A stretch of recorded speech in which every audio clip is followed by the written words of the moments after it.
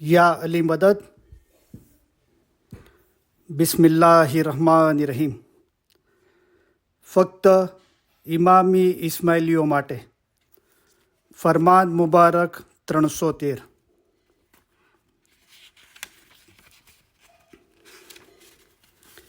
બે બોલ। ઇસ્માઇલીઓનું એ ગૌરવ છે કે ઇસ્લામના આરંભથી આજ દિવસ સુધી રૂહાની પ્રકાશની દુનિયા ઇમામત સાથે એક સત્ય તરીકે રહે છે। આ અનોખી પ્રણાલિકા પ્રમાણે દરેક વખતના ઇમામે પોતાના મુરીદોને દુનિયાની જવાબદારીઓને સંભાળવા સાથે પોતાના મકસદને હાંસલ કરવા યોગ્ય હિદાયત ફરમાવે છે। આ પ્રકાશનમાં ઇમામે ઝમાનના અમૂલ્ય ઝવેરાતો રૂપી ફરમાનો સમાવવામાં આવ્યા છે, જે રૂહાની ઇલ્મ એટલે કે સમજ, ઇશ્ક, ઈમાન અને ઇબાદતના વિષયો પ્રમાણે ક્રમવાર ગોઠવવામાં આવેલા છે, જેના થકી જે દીનદાર ભાઈઓ પોતાની જાતનો રૂહાની વિકાસ કરવા, જેઓ આપણા દીન વિશે વધારે સારી સમજ મેળવવા તેમજ જીવનનો આંતરિક અર્થ જાણવા અને પોતાના રૂહને ઉચ્ચે દરજ્જે લઈ જવા ચાહે છે, તેમને સહાયરૂપ થશે। આ એ ફરમાનોને એક ધ્યાનથી વાંચવાથી રૂહની સાચી સમજ એટલે કે ઇલ્મ, જે થકી રૂહાની ઇશ્ક અને તે રૂહાની ઇશ્ક થકી બાતુની ઇબાદત શક્ય છે, જે થકી એકાગ્રતા પ્રાપ્ત થાય છે, જે એકાગ્રતા થકી ઇન્સાન જિંદગીના મકસદને પામે છે। अल्लाह मेरा सलवात पढ़ो। अल्लाहुम्मा सल्ली अला मुहम्मदन व आल मुहम्मद। कलाम मौला अली सही अल्लाह मौला मुर्तज़ा अली सही खुदाविन आलमीन। नूर इलाही अव्वल था, सो आखिर जग में पाया ज़हूर। इसी दिन के ताबे होवे, उसमें रोशन होवे रब का नूर। ख़त्म किया इस कलाम को सब जाहिर कह सुनाया, सो पढ़ो सीखो सुनो और सुनाओ, यूँ मौला ने हुक्म फरमाया। मर्तबा इल्म केरा सब हुन्नर ऊपर है आला, कि इल्म से तो रब पहचाना जिन्हें अपना दिल उजाला। और हुन्नर कमाए फना होवे, पहचान खुदा की रहवे बाकी। ये सुनो समझो याद ज राखो, फरमाया कौसर साकी। अल्लाह मेरा सलवात पढ़ो। अल्लाहुम्मा सल्ली अला मुहम्मदन व आल मुहम्मद। अल्लाह मेरा सलवात पढ़ो। अल्लाहुम्मा सल्ली अला मुहम्मदन व आल मुहम्मद। फरमान मुबारक 313માંથી અલી સહી અલ્લાહ ખુદાવિન હક મૌલાના ધણી સલામત દાતાર સરકાર આકા નૂર મૌલાના શાહ કરીમ અલ હુસૈની હાજર ઇમામના પવિત્ર ફરમાન મુબારક। અલી સહી અલ્લાહ ખુદાવિન હક મૌલાના ધણી સલામત દાતાર સરકાર આકા નૂર મૌલાના શાહ કરીમ અલ હુસૈની હાજર ઇમામે ફરમાવ્યું, અમારા પ્યારા પૂજની યાદના દાદા જાનની સંપૂર્ણ ઈચ્છા અને નિમણૂક મુજબ પવિત્ર ઇમામતની મારી ગાદી નશીની નિમિત્તે અમો આખી દુનિયાના બધા વહાલા રૂહાની બચ્ચાઓને અમારા માતા અને પિતા તરીકેના ઉત્તમ દુઆ આશીષો ફરમાવીએ છીએ।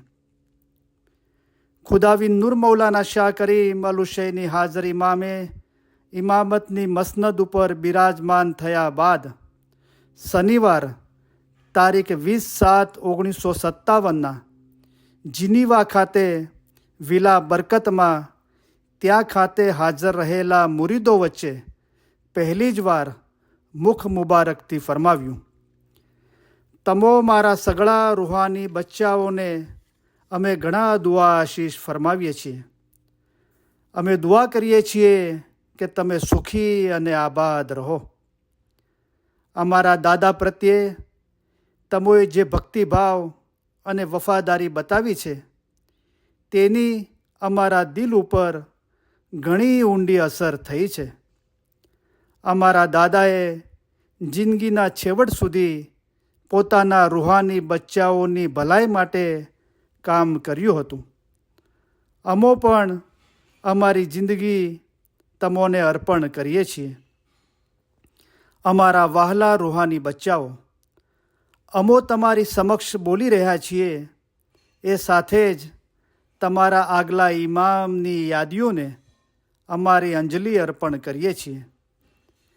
જ્યારે આપણે એવણને યાદ કરીએ છીએ ત્યારે એવણની ઘણી ઘણી યાદો આપણા ખ્યાલમાં આવે છે. એવણની જિંદગી દરમિયાન એવણે આપણી કોમ માટે જે હાંસલ કર્યું છે તે સાધારણ રીતે કામયાબ કરતાં કેટલીક સદીઓ વીતી જાય છે. એમના કાર્યો કેટલા ભવ્ય અને પ્રભાવશાળી હતા એ દુનિયાએ એમને જે અંજલિઓ આપી એ સાચી રીતે પુરવાર કરે છે. એવણ અમારા માટે પ્રેરણાદાયક હશે અને એમના નકશે કદમ ઉપર ચાલવાની હંમેશા અમારી સંપૂર્ણ ઈચ્છા રહેશે. આત્મા માટે બંદગી અને શરીર માટે કસરત કરવા સાથે શુભેચ્છા અને સહકારની ભાવના કેળવશો તો તમોને હંમેશા સફળતા મળશે. ઇન્સાનમાં બે ચીજો છે, એક શરીર અને બીજો આત્મા. આત્માને રૂહાની ખોરાકની જરૂર પડે છે તે જ પ્રમાણે શરીરને કસરતની જરૂર પડે છે. સુખની એકમાત્ર ખાતરીપૂર્વકની ચાવી છે તે છે ઇબાદત. તમારામાંના ઘણાને સમજાશે કે જ્યારે તમારો મુસીબતનો સમય હોય અથવા વ્યક્તિગત ગમ હોય તો તેના નિવારણનો માત્ર ખરો ઈલાજ ઇબાદત છે. પરંતુ માત્ર મુસીબતના વખતમાં જ બંદગી કરો તેમ ન હોવું જોઈએ. સુખના દિવસોમાં પણ ઇબાદત કરવી જોઈએ, કારણ કે તે તમને ઇન્સાનિયતના ગુણો બક્ષે જે તમારામાં હોવા જોઈએ. સેંકડો વર્ષથી અમારા રૂહાની બચ્ચાઓ ઇમામતની રસ્સી દ્વારા દોરવણી મેળવતા રહ્યા છે. તમોએ સઘળી બાબતોમાં સલાહ અને સહાય માટે જમાનાના ઇમામ તરફ દ્રષ્ટિ કરી છે અને તમારા ઇમામને પોતાના રૂહાની બચ્ચાઓ પ્રત્યે અતિશય પ્રેમ અને વહાલ હોવાથી એમના નૂરથી તમોને એંધાણ મળ્યું છે કે તમારે રૂહાની અને દુન્યવી સંતોષ પ્રાપ્ત કરવા ક્યાં અને કઈ દિશામાં મોઢું ફેરવવું જોઈએ. ઈમાન એ મોટામાં મોટી વસ્તુ છે. રસ્તામાં ધૂળ પડી હોય તેની કંઈ કિંમત નથી, તેમ ઈમાન વગરના માણસની કિંમત ધૂળ મિસાલ છે. મઝહબી જ્ઞાન તેમજ ઈમાન વિના ઇન્સાન ધૂળ મિસાલ છે અને તે વિના તેની જિંદગી અર્થ વગરની છે. ઈમાનવાળા ગરીબ માણસનું જીવન ઈમાન વગરના ધનવાન કરતાં ઘણું જ કિંમતી છે. અમારા વહાલા રૂહાની બચ્ચાઓ, એક મુદ્દો ઘણી જબરી મહત્વતા ધરાવે છે. અમો ઈચ્છીએ છીએ કે તમો હંમેશા એ યાદ રાખો કે તમારી જિંદગી દરમિયાન જમાતખાનાની હાજરીમાં નિયમિત રહેશો. તમારી બંદગીઓમાં હંમેશા નિયમિત રહેશો. તમારી મઝહબી ફરજોમાં નિયમિત રહેશો એવું અમે ચાહીએ છીએ. અમે ઈચ્છીએ છીએ કે તમે એમ નહીં સમજતા કે તમે તમારા રસ્તાના મંઝિલના આખરી છેડા સુધી પહોંચી ગયા છો, પણ તમારે એ યાદ રાખવું જોઈએ કે તમે હંમેશા તે રસ્તાના શરૂઆતના તબક્કામાં છો. રૂહાની બાબતોમાં અમે ઈચ્છીએ છીએ કે તમે એ યાદ રાખો કે આપણી જમાતની પ્રણાલિકાઓ 1300 વર્ષથી ચાલી આવે છે. અમે ઈચ્છીએ છીએ કે અમારી જમાત ઇમામતની રસ્સીને મજબૂતપણે વળગી રહે. અમે ઈચ્છીએ છીએ કે તમે આપણી પ્રણાલિકાઓને મજબૂતપણે વળગી રહો. અમે ઈચ્છીએ છીએ કે તમે નિયમિત જમાતખાને હાજરી આપો અને આપણી જમાતની પ્રણાલિકાઓનું પાલન કરો. જમાતખાનામાં નિયમિત રીતે હાજરી આપો અને નિયમિત રીતે દુઆ બંદગી ગુજારો, કારણ કે માત્ર આ એક જ વસ્તુ છે કે જે તમને સાચું સુખ આપી શકશે. તમારામાંના દરેકને પોતાના મઝહબનું ઊંડું જ્ઞાન અને સાચી સમજ હોવી જોઈએ. અમને લાગે છે કે આપણી યુવાન પ્રજાને જ્ઞાન શીખવવાની ઇસ્માઇલિયા એસોસિએશન ઉપર ખાસ કરીને જે જવાબદારી અને ફરજ છે તેને અંજામ આપશે તો જ આપણી આ અદ્ભુત પ્રણાલિકાઓને આપણે ચાલુ રાખી શકીશું. નહીંતર આપણે આપણો અગત્યનો એવો ભૂતકાળનો અમુક વારસો ગુમાવી બેસશું કે જે આપણી જિંદગી પર્યંત અને હવે પછી જન્મવાના છે તે અમારા રૂહાની બચ્ચાઓના જીવન માટે અતિ અગત્યનો છે. સદીઓ થયા જુદા જુદા ઇમામોના વખતમાં મઝહબી રીત રિવાજો એક સરખા જ રહ્યા છે.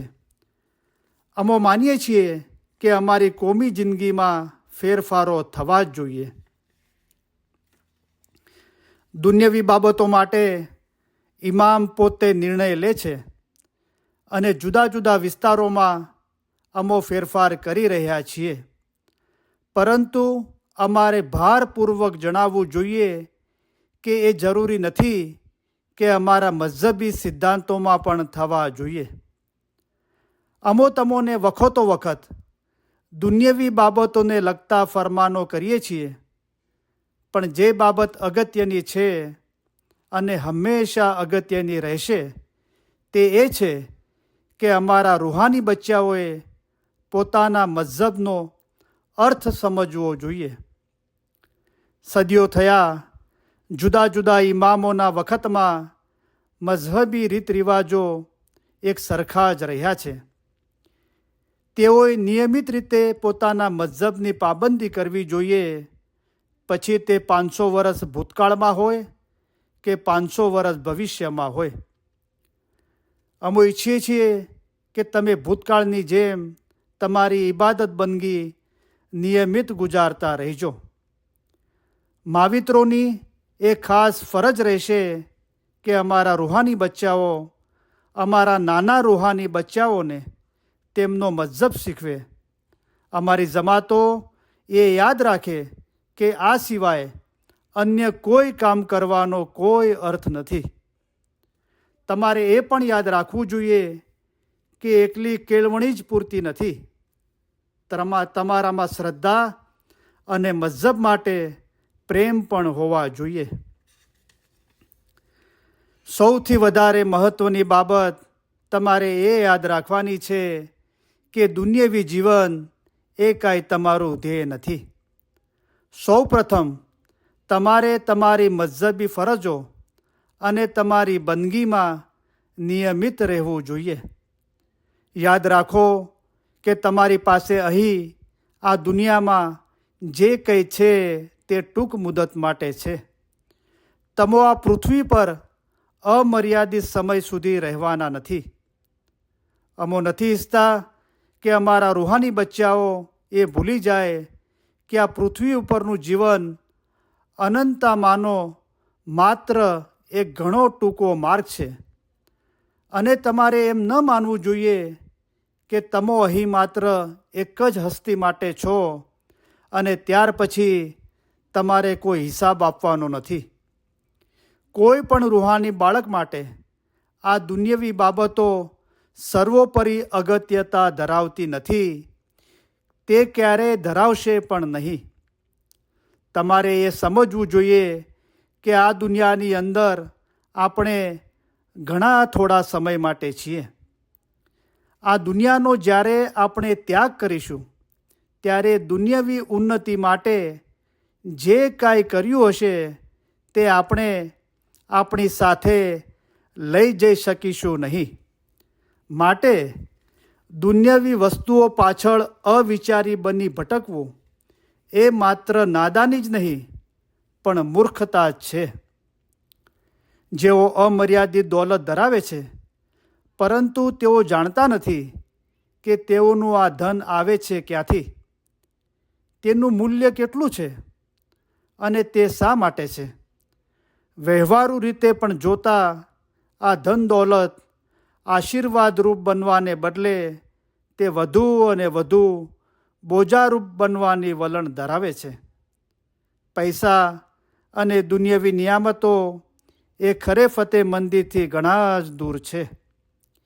એવો સમય આવે કે તમારે ન નિવારી શકાય તેવી લાલચોનો સામનો કરવો પડે ત્યારે મઝહબના સંપૂર્ણ જ્ઞાન થકી તેની ઉપર વિજય મેળવી શકશો.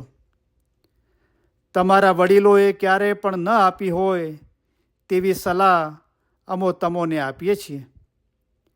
જો તમે ઇલ્મ થકી તમારી જાતને સજાવશો અને તે મુજબ અમલ કરશો તો તમે ફરિશ્તા બનશો. આવતી પેઢીઓ દરમિયાન તમે વધતી જતી ભૌતિક વિપુલતા અને દુન્યવી પ્રવૃત્તિ ધરાવતા એવા જગતમાં જીવી રહ્યા હશો કે જેમાં માનવીના મોટા વર્ગનું બુદ્ધિ કૌશલ્ય અને વિચાર શક્તિ તમને દુન્યવી લાભો પૂરવા પાડવા તરફ વળેલા હશે. કદાચ એક દિવસ અમુક માનવીઓના મનમાં મઝહબના અર્થ અને તેની જરૂરત વિશે કઈ ગૂંચવડો પેદા થશે.